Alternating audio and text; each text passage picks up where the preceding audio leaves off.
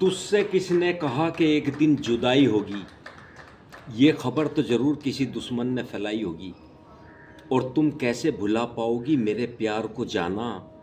आखिर थोड़ी सी जगह तो हमने भी तुम्हारे दिल में बनाई होगी।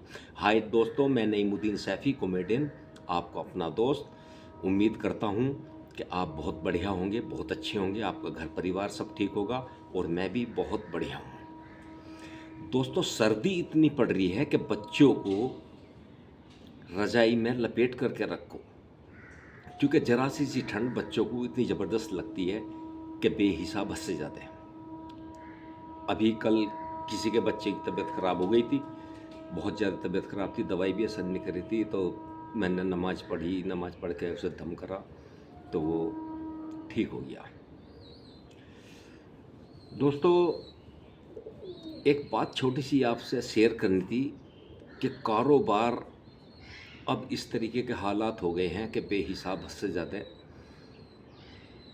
अनपढ़ तो बेचारे जिस तरीके का हैं अपना गुजारा कर रहे हैं, हम जैसे कुछ लोग आप सपोर्ट करते हो, कोई कुछ कर देता है, कोई कुछ कर देता है, लेकिन पढ़े लिखों की डिग्री है जो इतनी मेहनत करके खेत बेच के सारी चीज़ें मकान पकान बेच के जेवर बेच के पढ़ाई डिग्री हासिल कर लेते हैं, उन्हें आज तक कोई नौकरी नहीं मिल रही, इतने बेरोज़गार हो रहे हैं कि बेहिसाब हद से ज़्यादा है।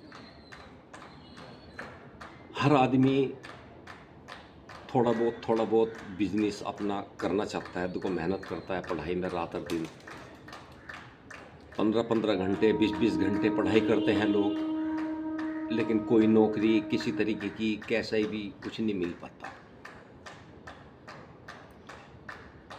50% आदमी यही सोचता है कि मुझे सरकारी नौकरी मिल जाए, और जब सरकारी नौकरी नहीं मिलती तो कुछ ना कुछ तो आदमी करता है। मैंने खुद ने देखा है इस चीज़ को कि एक लड़का काफ़ी पढ़ा लिखा जिनने बीए कर रखी थी हमारे पास था, और वो रिक्शा चलाता था, और इतना सिद्धापन उसके अंदर था कि जब वो रिक्शा भी ठीक से नहीं आता था चलाना। जब वो रिक्शा चलाता था तो रिक्शा लेके जा रहा था, एक बार तो कुछ फोम के बोरे थे, किसी लेडीज के ऊपर वे गिर गया, हल्के थे, उसके थप्पड़ मार दिया, रिक्शा छोड़ के आ गया वापस। कह रहे मेरे उन्होंने मारा, फोम का बोरा गिर गया था, अम्मा एक और मार दो, बाकी ये बोरे तो दे दो, कहीं ऐसा ना हो बाबूजी मेरी तनख्वाह काटें या कुछ, ये भी डर था। तो नौकरी मिलनी बहुत मुश्किल है। तो दोस्तों, नौकरी के ऊपर मेरे एक बात याद आई कि किसी टाइम किसी वक्त में एक बादशाह हुआ करता था। तो बादशाह जो था अपनी रियासत में गश्त लगाता था, घूमता था कि भाई मेरी प्रजा को कोई परेशानी तो नहीं हो रही, कोई दिक्कत तो नहीं हो रही, इस तरीके से घूमता रहता था रोज डेली।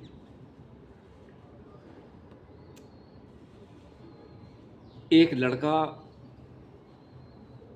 खड़ा हुआ था, काफ़ी खड़े हुए थे, तो जैसे बादशाह क्या नाम है अपने रथ में जा रहा था, तो वो लड़का खड़ा हुआ था, कहने लगा भाई नौकरी हो सरकारी, चाहे हो 2 पैसे की। तो बादशाह मुंह को देखने लगा, कह रहे सरकारी नौकरी हो चाहे हो 2 पैसे की। उसने अपने वजीर से कहा कि एक काम करो, इस लड़के का चेहरा देखो और इसे सुबह दरबार में पेश करो।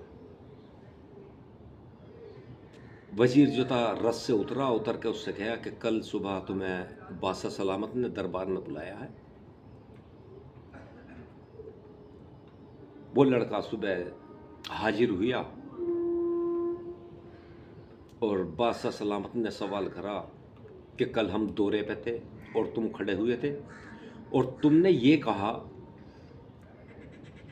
कि नौकरी सरकारी हो चाहे हो 2 पैसे की, 2 पैसे में तुम कैसे गुजारा कर लोगे?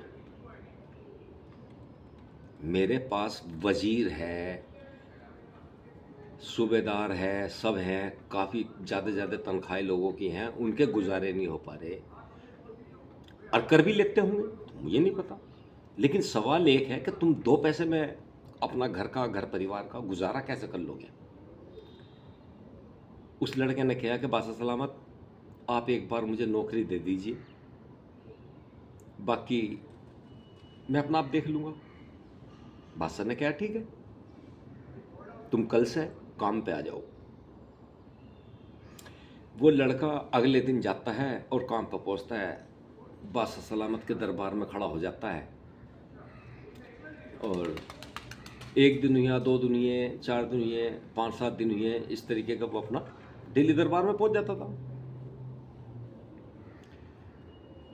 उनने सोचा भाई अब करीब करीब 20-25 दिन हो गए इसी तरीके से। उनने सोचा यार भाई बादशाह तो कुछ काम दे नहीं रहा, तो कैसे करा जाए। उनने बादशाह से ही सवाल करा कि बादशाह सलामत, मुझे कोई काम तो दीजिए। बादशाह ने कहा हाँ। कह रहे ठीक है, मैं तुम्हें काम देता हूँ और वो रात का काम है। वो कह रहे जी ठीक है, रात का हो या दिन का हो, ये तो काम से मतलब है। बादशाह कहने लगा तुम्हें आसमान पे कितने तारे हैं वो गिनती करके मुझे बतलाओ। कहते रहे ठीक है जी। कह रहे गिनती कर दोगे? कह लगे जी बहुत आसान है, सरकारी नौकरी है तो कुछ भी कर सकता हूं। अब वो तारे गिनने उनने शुरू कर दिए, अपना जावे और इस तरीके से देख ले आसमान की तरफ वो और चला आवे। रोज ऐसे देखे घूमे और चला आवे। बादशाह ने कहा भाई कितने हैं हुए तारे? कह रहे साहब गिन रहा हूं, बता दूंगा। कह रहे ठीक है। एक बहुत बड़ा मकान था, उसने क्या काम करा, उस मकान के पास पहुंचा और तारे ऐसे गिनने शुरू कर दिए और मकान की तरफ वो देखे। रोज जावे और उस मकान की तरफ ऊपर को देखे। अब वो मकानदार जो था वो कहने लगा यार ये आदमी तो सरकारी है, लेकिन रोज ये मेरे मकान की तरफ को क्यों देखता है। आखिर को क्या उनने एक रोज उससे पूछ लिया, कहने लगे भाई आप क्या देखते हो यहाँ, रोज मेरे मकान की तरफ को देखते हो? कह रहे कुछ नहीं, मैं वो कल बताऊंगा आपको। अब वो बादशाह के दरबार में चला जाता है। बादशाह कहता है कि भाई तारे गिने तुमने, तुम्हारे 1 महीने के 3 दिन रह गए, 1 महीना हो जाएगा पूरा, मैं तो तुम्हें 2 पैसे दे दूंगा, पर तुम गुजारा कैसे करोगे वो देख लो। ठीक है जी।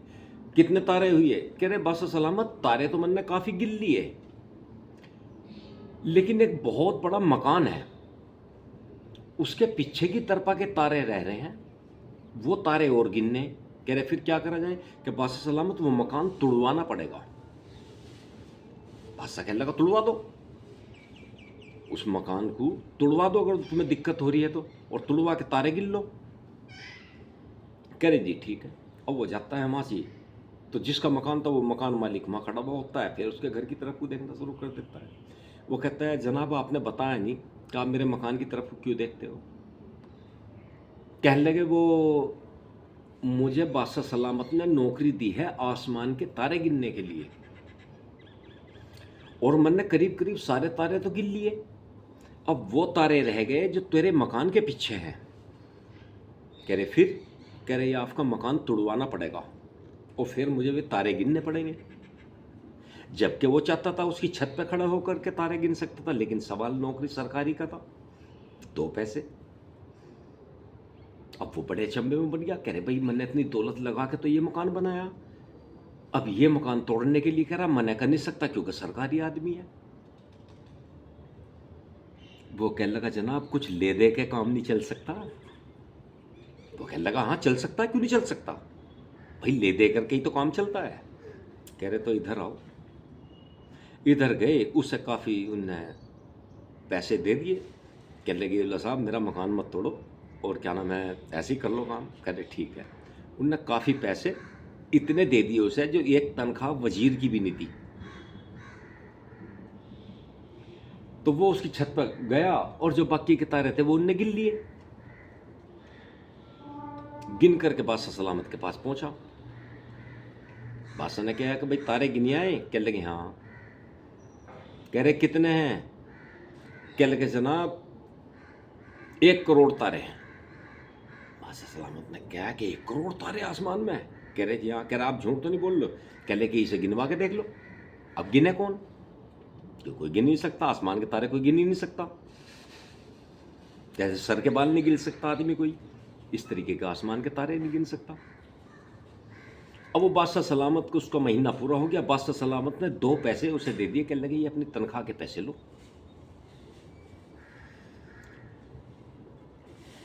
और वो 2 पैसे लेकर के चला गया। 5-6 दिन और आया, बादशाह सलामत ने कहा कि हो कि 2 पैसे में तुमने कैसे गुजारा करा, ये तुम्हें बताना पड़ेगा। उसने सारी स्थिति बतलाई कि बादशाह सलामत ऐसे ऐसे जो बात थी, और मैं रोज़ मकान की तरफ देखता था। उस मकान मालिक ने कहा भाई मेरा मकान मत तोड़ो, कुछ ले दे करके काम चला लो, क्योंकि सरकारी आदमी हूँ, मेरी पावर कितनी है आप जानते होंगे।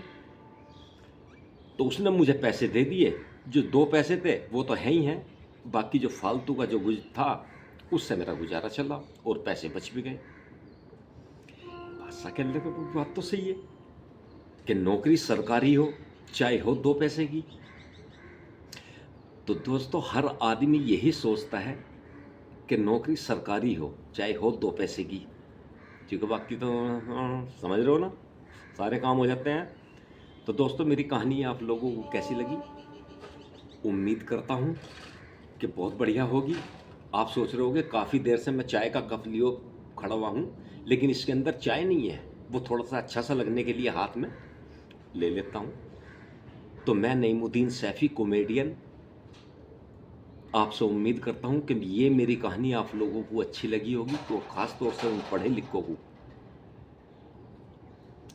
तो दोस्तों मेरे चैनल को सब्सक्राइब कीजिए, लाइक कीजिए, फॉलो कीजिए। थोड़ा बहुत मैं आप लोगों की वजह से कुछ उम्मीद मुझे दिखाई दे रही सरकारी नौकरी की। नहीं, वो सरकारी नौकरी तो नहीं मिलनी है खैर इस उम्र में खैर थोड़ा सा सपोर्ट कीजिए दोस्तों, वीडियो शेयर कीजिए। नईमुद्दीन सैफ़ी के नाम से मेरा चैनल है। तो मैं आप लोगों से उम्मीद करता हूँ आपका दिन शुभ रहे, आपका घर परिवार ठीक ठाक रहे। तो दोस्तों फिर मिलेंगे एक दूसरी कहानी के साथ। तब तक के लिए नईमुद्दीन सैफ़ी कॉमेडियन को इजाज़त दीजिए। जय हिंद, ऑल बेस्ट।